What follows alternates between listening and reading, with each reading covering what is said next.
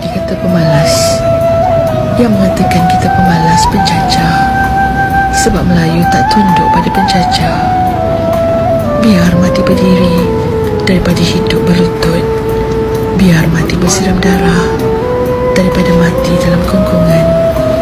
Orang dulu tak tunduk pada manusia kerana kita percaya pada yang satu, iaitu Allah. Tembakan sudah mulai. Sudah mulai nembak. Jangan mundur, maju.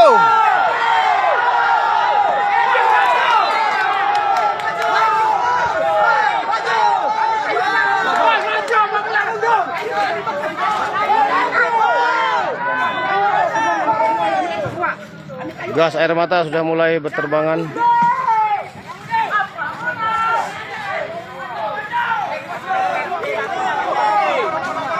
Barikade polisi di depan.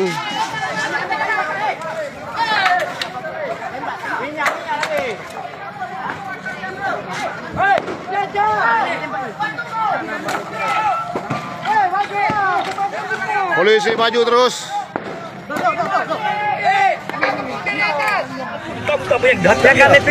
Ingat ada pasar Melayu orangnya kena di hutan disusui, anak di rumah mati kelaparan. Apakah itu tidak bisa mengkiaskan betapa baiknya orang Melayu? Berbuat baik, berpada berbuat jahat jangan sekali. Jangan sampai dipaksakan kita orang Melayu ini menjadi jahat. Betul kan dah? Ya, iya. Jangan dipaksakan kami orang Melayu menjadi brutal.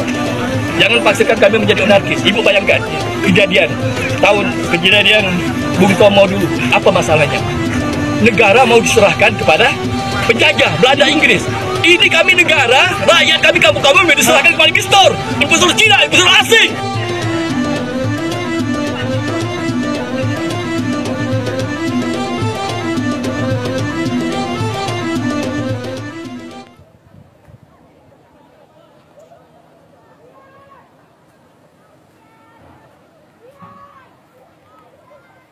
Siapa yang jaga di bawah? Iya Pak, boleh minta lagi penghubungnya Pak. Ada Pak.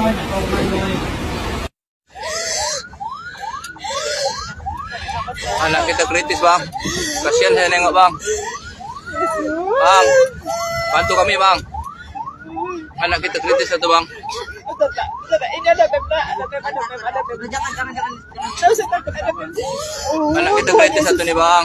Terjadi demo besar-besaran yang dilakukan oleh warga Rempang. Apa yang sebenarnya akan terjadi di Rempang, Kepulauan Riau? Di Rempang akan dibangun pabrik kaca besar dengan nilai investasi mencapai 11,5 miliar US dollar atau sekitar 172 triliun rupiah yang nantinya akan menciptakan hingga 30.000 lapangan kerja baru di Rempang. Namun rencana ini ditolak oleh kurang lebih 7.500 warga Rempang yang menolak relokasi yang dilakukan oleh BP Batam. Walaupun sudah dipersiapkan kompensasi yaitu kapling seluas 500 meter persegi dengan rumah tipe 45 senilai 125 juta dengan fasilitas umumnya lengkap. Dan tenaga kerja yang dipekerjakan di perusahaan kaca asal Cina tersebut juga diprioritaskan untuk generasi muda di Pulau Rempang. Namun warga Rempang tetap menolak relokasi 16 titik kampung tua atau pemukiman orang Melayu di mana warga asli Rempang telah diyakini telah bermukim di Pulau Rempang setidaknya sejak tahun 1834. Karena alasan tersebutlah warga Rempang menolak untuk digusur karena ini menyangkut marwah. Mereka tidak mau identitas dan jati diri sebagai orang Melayu pesisir hilang. Menurut kalian gimana guys tentang relokasi daerah Pulau Rempang ini? Jangan lupa tulis pendapat kalian di kolom komentar ya. Assalamualaikum warahmatullahi wabarakatuh. Teman-teman sahabatku semuanya. Kejadian ini terjadi di Rempang. Di Kepulauan Rempang. Tepatnya di Batam sih. Pasti kalian tahu lah di Batam itu di mana. Tempat di Pulau Rempang ini dan Pulau Galang itu ditempati oleh warga suku Melayu. Sebagian besar suku Melayu. Bahkan hampir semuanya suku Melayu. Dan kampung itu adalah kampung tua. Kampung yang berpuluh-puluh tahun ditempati oleh mereka. Bahkan dari cerita warga setempat itu, tempat itu sudah ditinggali sebelum Indonesia merdeka. Dan sekarang tempat itu akan dijadikan pabrik atau kilang kaca milik Cina, milik asing. Ketika kami mendengar hal tersebut, seakan-akan negara itu lebih mementingkan, lebih membela asing daripada warganya sendiri. Oke lah, pemerintah mungkin berniat baik untuk tempat itu dijadikan lapangan pekerjaan. Jika pabrik kaca tersebut udah berdiri dan udah beroperasi, pemerintah akan memasukkan orang-orang tersebut, masyarakat yang ada di sana, untuk bekerja di sana, untuk bekerja di pabrik kaca tersebut. Saya yakin kalau tempat tersebut memang betul akan dijadikan seperti itu dan perjanjiannya baik, tidak hanya menguntungkan negara tapi juga menguntungkan bagi mereka, saya yakin kejadiannya tidak seperti itu. Tidak akan terjadi kerusuhan, tidak akan terjadi demo. Saya yakin itu. Kalau memang ganti ruginya layak, ganti rugi tempat tinggal mereka itu diganti rugi dengan sesuai jual beli pasaran yang ada, saya yakin kejadiannya tidak akan seperti itu, tidak akan rusuh seperti itu. Yang mirisnya lagi ketika rusuh, ketika terjadi kerusuhan, kenapa harus gas air mata? Bukankah mereka hanya mempertahankan apa yang menjadi hak mereka, mempertahankan tempat tinggal mereka? Mereka itu bukan teroris. Mereka itu bukan sedang ingin membuat negara, bukan sedang melawan negara. Mereka hanya mempertahankan yang menjadi hak mereka. Kenapa harus diperlakukan seperti itu? Apa kalian tidak melihat anak sekolah harus berlarian ke tengah hutan? Bahkan ada yang masuk rumah sakit yang harus dirawat di rumah sakit karena sesak nafas dan matanya tidak keluar air mata. Karena keluar air mata berterusan, pedihnya gas air mata dan sesak nafas. Apa kalian tidak berpikir ke situ? Kenapa harus menggunakan hal-hal yang membahayakan? Saya itu tidak habis pikir ya. Apakah tidak ada jalan lain gitu, yang lebih baik, yang lebih berpihak kepada masyarakat gitu? Kenapa tidak duduk bersama, musyawarah? Saya yakin orang-orang Melayu yang ada di sana, kalau mereka duduk bareng, musyawarah, cari jalan keluarnya, saya yakin tidak akan terjadi hal seperti itu. Sebenarnya kejadian seperti ini sudah tidak asing lagi di tempat kita, di Indonesia. Seakan-akan sudah mendarah daging, menjadi kebiasaan pemerintah ketika tidak diberikan apa yang dia minta. Negara seakan-akan berbuat seenaknya kepada masyarakat. Padahal masyarakat ini, rakyat ini, jika ketika mengganti tanah, mengganti rumah misalnya, sesuai dengan pasaran yang ada, nggak akan terjadi hal seperti itu. Pasti akan baik-baik, mereka akan pindah dengan sendirinya.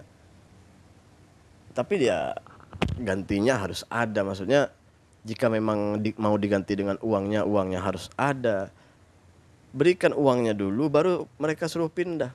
Atau berikan uangnya dulu agar mereka membangun di tempat lain. Atau siapkan tempat yang sesuai.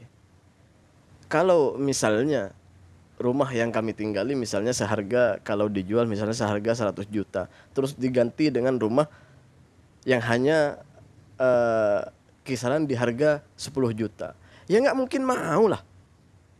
Siapapun itu nggak mungkin mau. Coba diganti dengan yang sesuai gitu, pasti mau. Nggak akan terjadi demo, nggak akan terjadi perlawanan dari masyarakat.